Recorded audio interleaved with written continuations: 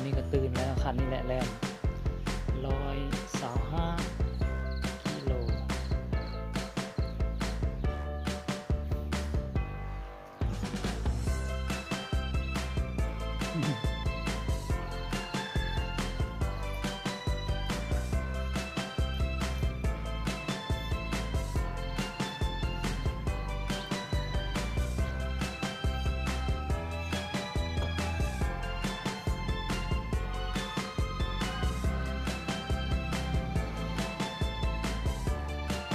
ภูมิน่าจะอยู่ประมาณประมาณ45เนี่ย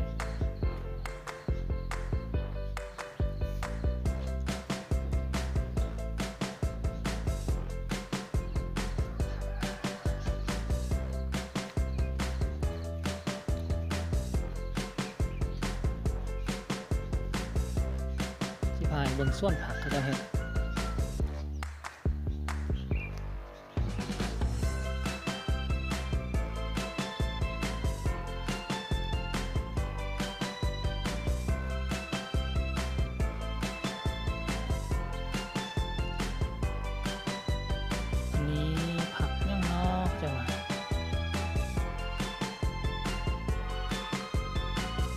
สลัดกำลังงานกำลังขึ้นอันนี้ไม่ได้เป็นเกาะไม่ได้เป็นส่วนที่อยู่ไก่บานอันนี้มันติดกับเหือนแล้วอันนี้มันเหือนแล้วอันนี้ก็เป็นส่วนแต่อันนี้ส่วนข้องเป็นข้องเหือนล่างนี้สังเกตเบิ่งอันน่ะทุกหลังคาเหือนสิมีเขาจะมันปลูกหญ้าเป็นหญ้าธรรมชาติเขาจะว่าบุยครอบครัวได้ปลูกเลยแล้วมันตั้งออกเป็นอันนี้ลงพันก็เป็นน้ำบากแล้วนะพวกเบิ่งสังเกตเบิ่งนะไม่ยังก่อนนี่กาแฟตอนงานซ้อมให้ออกขวดเลยนะเอาป้ากันยังออกขวดนะ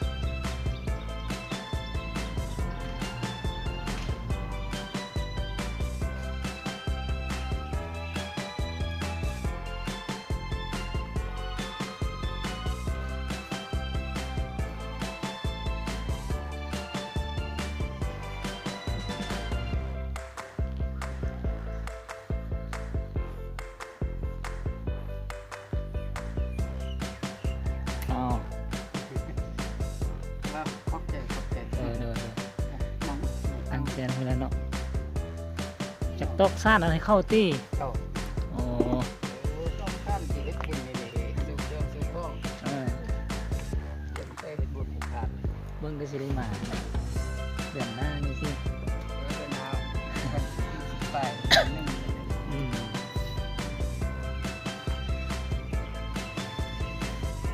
เห็นแล้วมันอยู่นี่เนาะ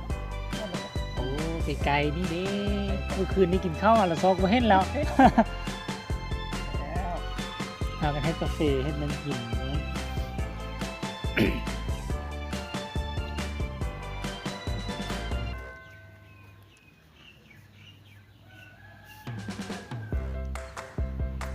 อยู่ไทยบ้านอันนี้บ้านนี่ก็บ้านนาคอน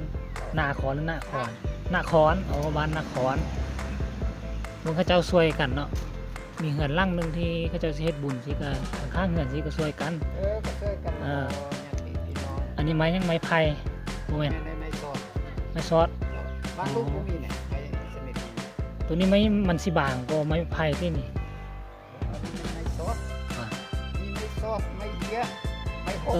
ไม่เฮี้ยเป็นหกเขาเจ้าจะมาซ่อนอันนี้ซ่อนสร้างกระตาเกี่ยมใส่เครื่องเฮ็ดงานบุญเนาะอ๋อ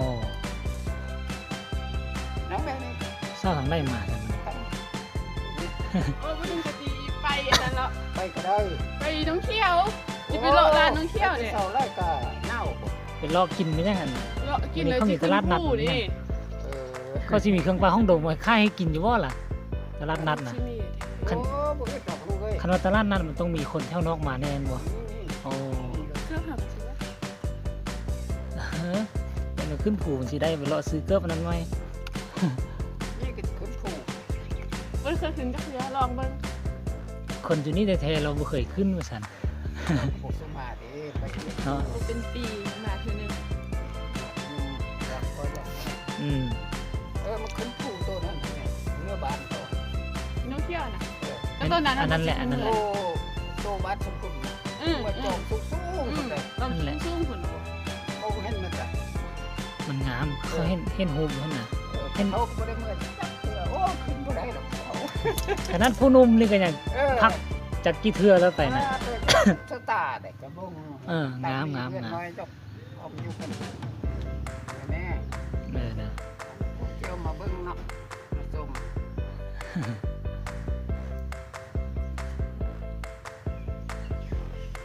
ด้านนั้นมันเห็นเบียงน้ำจีนเนาะ นั่นแหละ ไปน้ำหนักของเที่ยวดิ แม่ทางแปรทางไปคันว่าบ่มีงานแปรเสียมันมีนักท่องเที่ยวมาเขาก็ฮับเข้าไปลิงก์คันกรณีว่ามันบ่มีผู้ให้ไปพาเที่ยวเขาก็อยู่ในเมืองคันแปรแล้วก็แล้วอยู่นั้น ไปลิงก์กับทั้งมวลอยู่เมื่อยโพสต์นอนคืนเดียวแล้วขี่รถนอนคืนเดียวแล้วขี่รถคันไปแม่ก็ไปทางพูนชายแดนจีนพุ่นฮับเข้าลงมา แล้วก็ไปทรงอยู่เวียงพุ่นต้องในแลนด์ฮอตเวียงพุ่นทุกเทื่อเนี่ยไปถ้าได้เป็น5-6 มื้อ ไปก็เป็นก็เลยเป็น จับใช้นี่ไปเลย ไปเลยไหมอายเขาดิ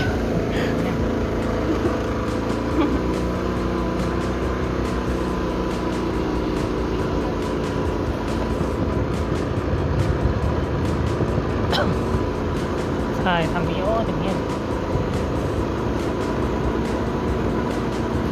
ถ่ายเนี้ยบนขั้วมือ ถ่ายไปเลย ถ่ายไป หมูเข้าไปสิไปนะมันว่าไปเสาโพแต่มันบ่ไป นี่แหละคันว่าเอาขึ้นไปไม่ต้องมีวอกทางเส้นจา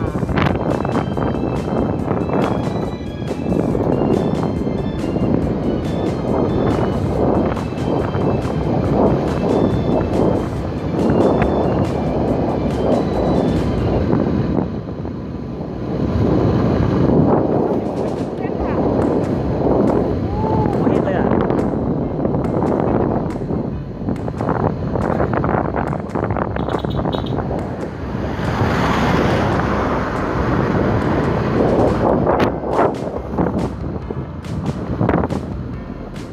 ทางนี้มาทางนี้ได้ก็ได้ตัวได้น่าสนใจฟ้าทางกันนะเมืองมีค่า65 กิโลเมตรโอ้ยคนตาแก่น้ำ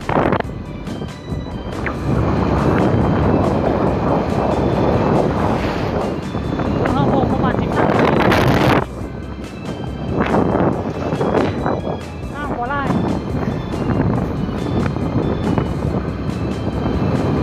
เดี๋ยวค่อยซื้อหมวกก่อนเนาะว่าเดี๋ยวต้องมีหมวกได้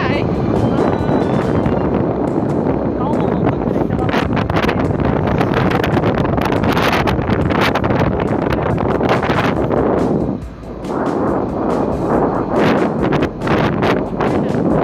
นี่ไหมอ่ะ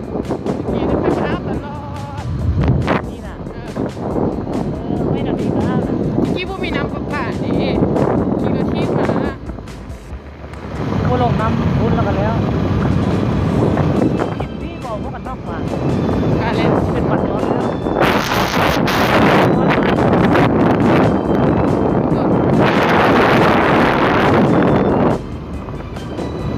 มีหมูไล่เนาะนี่นะ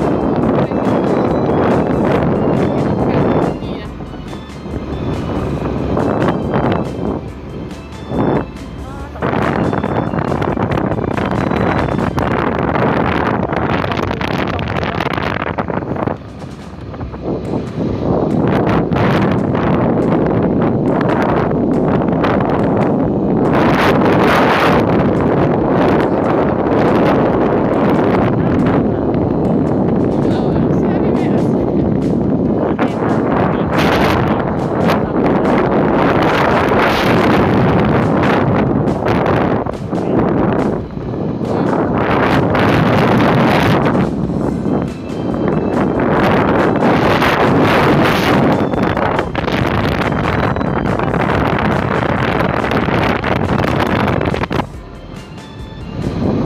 ขึ้นก่อนบอก กินข้าวเนาะ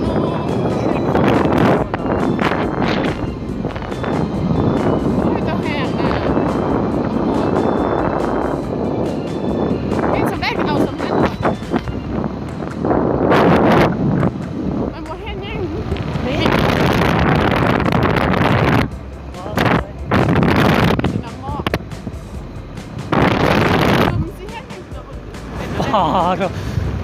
กดค้างไว้ก่อนกดค้าง